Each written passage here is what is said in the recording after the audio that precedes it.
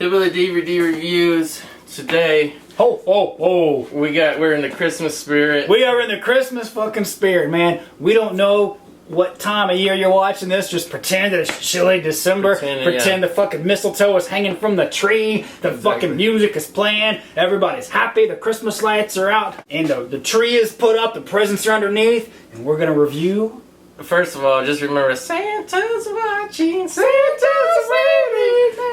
Silent Night, Deadly Night. The one and only original. Director's cut. That's unedited. right. Silent Night, Deadly Night. First of all, we got to talk about a little bit of the background of this movie. This was one that I never got to see as a kid. You know why? I wonder why that. Some fucking cunt whore PTA bitches had to protest it out of theaters. Whoa. Got fucking pulled out of theaters before I could see it. Exactly. Now we knew this movie existed. They weren't afraid to say it existed because we watched fucking Terror of the Isles with Donald fucking Pleasance, who told us about this movie. Who showed scenes from this movie. And I said, "Mommy, I want to see this movie." And my mom was like, "You can't see that." And not, well, first of all, you can't see it because you're too young. But second of all, you can't see it because it's fucking banned. Exactly. And Columbia TriStar pussed out like a motherfucker back in the day. Pulled the shit out of theaters. Apparently, I'm guessing they didn't ever put it out on VHS either. Probably not on home video. Home video releases, even the DVDs of this previously released, were fucking going, limited run things going for $60 on eBay. Yeah, dog, because I was a fucking little precocious kid, dog. I would go to my local video store, which happened to be a gas station. Remember, gas stations used to actually rent videos? They were the best video stores. And motherfucking old-ass guy would never card me because I'm only 7. And he didn't give a shit. Right. So, he was an old drunk. Exactly. He didn't give a shit. He's getting my money. Yeah. So I'm looking for this movie. Now, if my fucking 10-year-old ass can rent Faces of Death 1 through 4, and I can't fucking find Silent Night Deadly Night, clearly it was never released. You know what I mean? Clearly, it wasn't there. So let's get to the nitty-gritty. This actually is a good psychological drama. At the beginning of it, talks about a little boy going with his parents to see the deranged grandpa who don't speak anymore, supposedly. Catatonic, crazy grandpa. And by the way, this is the equivalent of Halloween. This is like the Christmas Halloween. I think that was their idea, probably. It really was. But it actually, I liked it more because it showed the real psychosis of this young kid, why he became so fucking evil. I mean, we'd only see like one version. We see like 6-year-old Billy, we see 8-year-old Billy, we see fucking 10-year-old Billy. I mean, like we see 18-year-old Billy. Progression of fucking Billy. Yeah. But like they go visit his fucking grandpa in the catatonic mental institution. They leave him alone in the room with them for a second while they do some paperwork. Number one. Yeah. Only mistake, actually. Yeah. Dumb fucking parents. Fucking grandpa's awesome. Comes alive. He's totally sleeping. He's telling him Billy to be afraid of Santa Claus. Crazy. He's like, and it's a great actor. Yeah, this old man, he's a great this fucker actor. He's probably dead now. Rest in peace, crazy. So insane. He's got the crazy eyes. He's got the gravelly voice. He's like, Billy, Santa Claus punishes those who are naughty. He tells him Christmas Eve is the scariest night of the year. Scariest night of the year. Yeah. Not Halloween, not fucking Christmas Cabbage Eve. Night, but for Christmas Eve to this old fucker is the scariest night of the year. Now, when you see this scene, you think that he's just being a fucking asshole man, but motherfucker to me was telling prophecy. He really was. Because everything he said fucking probably much came true that night, yeah. So they leave the grandpa. The little boy tries to tell him that grandpa's speaking. Oh no, he don't speak. You imagined it, Billy, whatever. Yeah, Billy, you're crazy too. They're driving home. There's a fucking motherfucker just dressed as a Santa. It's his disguise. He's robbing gas stations. Well, yeah, like backstory. Like it's so. I mean, I actually like the writing of this movie, dude. They don't just fucking show you this shit. Like, oh, we're supposed to believe a psychotic Santa Claus.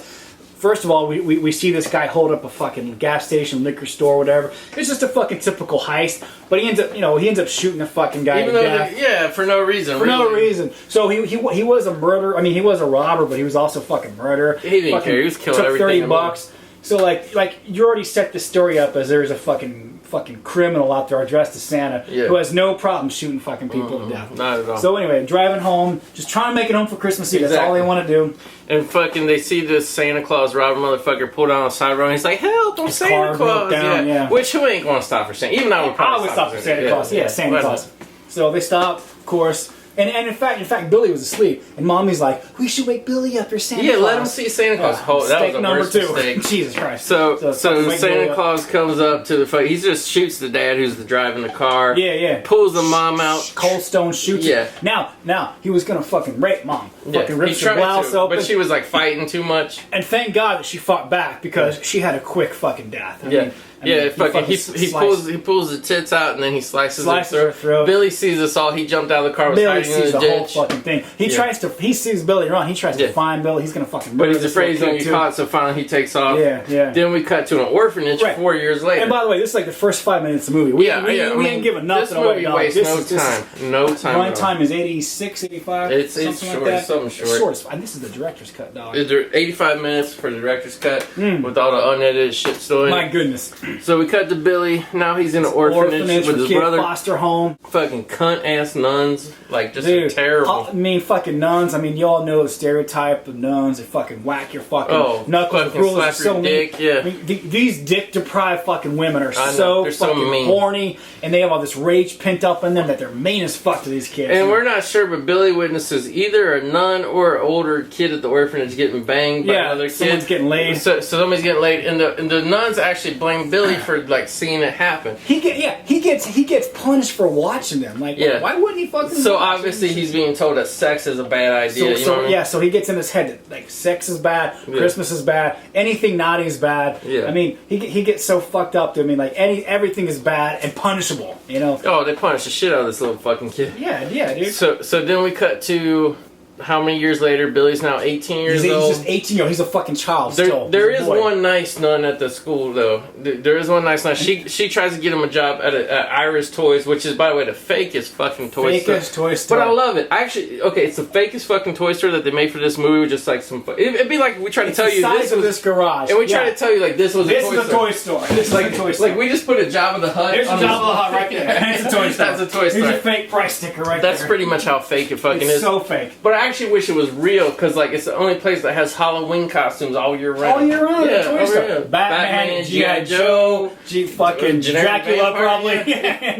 It was awesome. So it is great. So he works in the back. He's doing the stock because at this point he's a big buff motherfucker. He's like just like Michael Myers. He grew into a big strong man. But not over the top. He's not 7 foot tall and shit. He's just like a normal. And he's not supernatural. No, he's just fucking big as fuck, dog. So he goes back, and his boss in the back is always just drinking fucking shitty ass J&B scotch, horrible scotch, always riding his ass. Fucking dick water scotch. Yeah. Saying, who the fuck do you think you are? I'm the boss here. Fucking, you're lucky you got a job. But there's a girl at the store that he likes. There's a girl at the store that he likes a lot. Yeah. And everything's going right until, Christmas Eve. The person who was supposed to play Santa Claus got sick. They forced Billy into the Santa Claus suit, which psychologically is breaking him and shit because he saw Santa kill his mom. Right. So he hates Santa. He thinks Santa's evil, but he can't say no to his boss because this is the guy, the owner of the store. He's the guy that gave him a break. So he's like, anything for you, Ira, sir. I don't want to do it, but I'll do it. So he looks all uncomfortable and shit. He's all fucking sweaty and nervous and shit. But he starts psychologically breaking, thinking he really is Santa. And it's up to him now to determine who's naughty and nice. So to close the store, he's still in the Santa suit.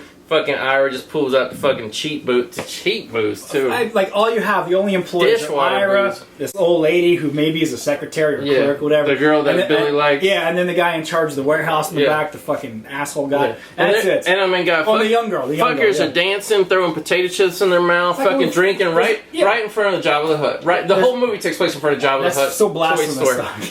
Toy display. It really. And if you look at the shelves of this fake toy store, they take one of them out of the box and they just put it on the shelf. I don't know why. You wouldn't want to buy Jabba unless you could see him sitting there. Yeah. They got one do back. Yeah, it ain't like you gotta fucking buy the fucking what do you call it when you fucking buy the shelf version, the floor model. The floor display. No, who's gonna buy floor display Jabba the Hutt? If you want to buy Jabba, you know you're gonna buy Jabba. Do you have to actually see Jabba and to pick him up and open the fucking lick him and shit? Yeah. And by the way, where was Salacious Crumb? He probably got lost in the so tiny and shit. Yeah, he probably fell on the floor and got swept away on the night shift and shit. This store probably don't have security cameras. So everyone's getting drunk. Yeah, and then they start getting debaucherous. And the guy in the back starts actually raping the girl that Billy likes. He takes her back and she goes willingly enough, thinking they're going to maybe just make out. Yeah. But he wants more. He wants it all. And she's like, no. And he's like, well, I'm drunk and I'm a man, so I'm going to get what I want. So he fucking rips her blouse open. He's gonna rape her. He's definitely gonna rape her. Yeah. Fucking Billy comes in. He is raping her, and Billy comes in, kills the guy, awesome. And then he's just like, yeah, I saved you. And the girl's like, what did you do? Blah, blah, blah. He fucking kills her yeah, too. He kills her too. Fuck, you want to be naked? Yeah. You don't even care that I saved you and shit? She was naughty because she let herself be raped, I guess. I don't know what's going on. This kid's fucking nuts, dude. He's fucking batshit So crazy. this part, he really did. He's just like a slasher movie villain at this point with the Santa Claus suit on and shit. He kills everybody. So at this point, nobody's safe. Pretty much everybody's naughty in Santa's eyes. Yeah. It's just full on. Because they are acting debaucherous. Right. So it's full on serial killer, fucking 80s horror movie mode from this point on. There's no line of morality. He kills everybody in the story, and you think that's going to be the end of the movie almost. Oops. No, we got it could have been. I wouldn't happy if he just walked out of the toy store, took the Santa Claus suit off, and like went home. It would have been a great movie. Yeah. But there's more. Next, he goes to a house where some people are fucking. Yeah, just a random house. He's actually looking for people to kill. He's just looking. He's already got the fucking murder bug in him. He doesn't want to stop, dog. He thinks he's Santa. He believes he is Bilbo Baggins, and he believes that it's up to him to kill people. He really believes that that's his destiny. Like, I'm Santa, and like he kind of twists what Grandpa said to him. Like he's like, people need to be punished severely who are naughty. It's not quite what Grandpa said, but he didn't say that shit. But he believes it. Basically, to wrap it up, he kills a slut. He doesn't kill any kids because he likes the kids because he's Santa Claus. If they've been good, but he did kill those bullies who stole the slut. Well, they weren't kids. They they were naughty. There's some bullies he kills. Well, I mean, they don't deserve to fucking die. Yeah. I would kill maniac. You would have killed them. I killed everybody. They were fucking assholes. Actually. They were, especially blowing and shit. Because like the kids would have let them take a turn riding the sled, probably. Like, you know what I mean? But then they want to be bullies. I want to take it. I want everything. I want everything. So Santa kills them too, dog. And then he sets aside on going to kill the nuns who've been naughty at the... Because he remembers like how mean they were. And so in his mind, the nuns were naughty. He must kill the nuns because they hurt the kids. So now it's Christmas morning. He's showing up. His brother's still at the orphanage. Yeah, his little brother, who was a baby at the time of his parents' murder. Yeah. And there's like an APB out for fucking a guy dressed as Santa. Everybody's looking for a guy in a Santa They're shooting costume. Everybody in Santa. They're these dumb fucking hillbilly sheriffs. It's kind of like...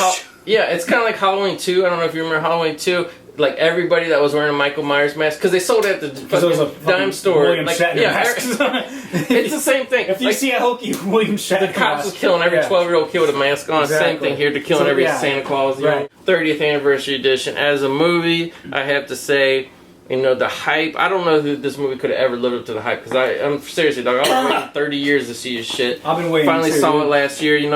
It was the first time you saw it, dog? Yeah, when I got this, because how else I was gonna see it? It was banned or $60. I ain't gonna pay $60 for a DVD. Yeah. I'll pay $15 for a Blu-ray, and I gladly did, but not $60. $60 for a shitty. And by the way, it wasn't like a good DVD. I think it just would have been like fucking VHS score. I'm sure it would. Yeah. No so fucking features, nothing. So yeah.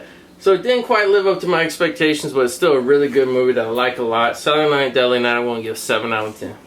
8. I loved it. I loved how fast-paced it was. I loved how brutal it was. I fucking just loved how fucking evil this fucking little kid was. I got a soft spot for little fucking kids who turn evil and it's not really their fault. Right. I feel bad for him. And the writing was probably smarter than they thought it would be, because I actually could see that the fucking mental illness ran in the family, and it's possible that it went from the grandpa to him. So it was actually believable to me. So it brings us the picture and sound, this being the uncut Blu-ray. They had to go get the uncut scenes that was chopped out for so long after it had been banned and all that.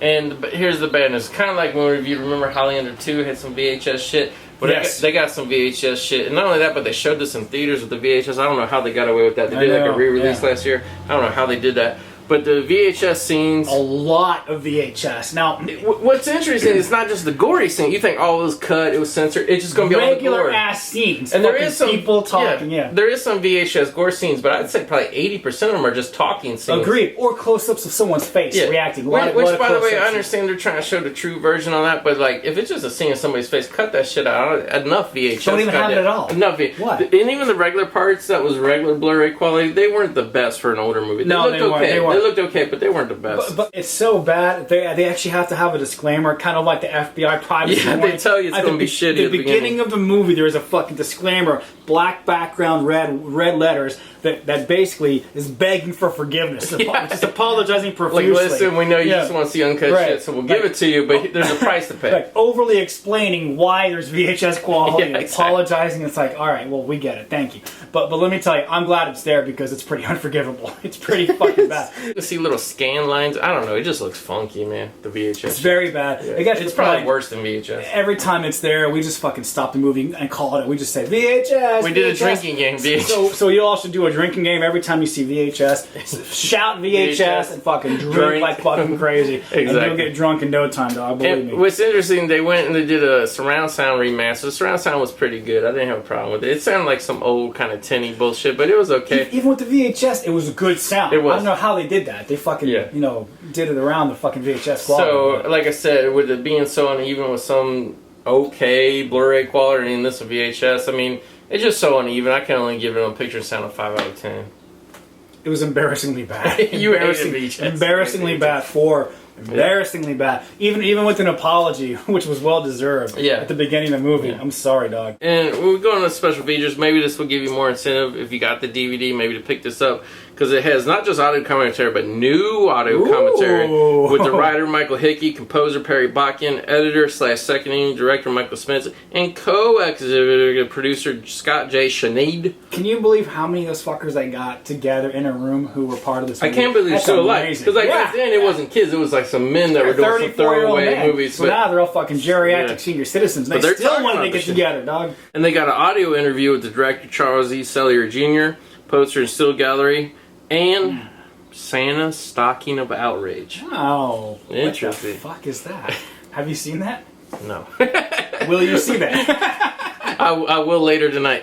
But the special features, I mean, they rounded up who you could of this. This was some cheap, like, let's make a quick buck shit. So you ain't going to get everybody come out of the woodwork to want to talk about it. You know what I mean? At the time, it was just a Halloween knockoff. And it turned out to be a cult classic. I heard, maybe this has changed, maybe this ain't true, but I heard the guy that played Billy, he just fucking went off on a different path. He never acted again. Maybe he joined the Marines. Maybe he's house husband. By the way, I didn't think he was a bad actor, but supposedly he got a lot of ridicule, so he just wanted to redraw from the scene for being such a controversial movie.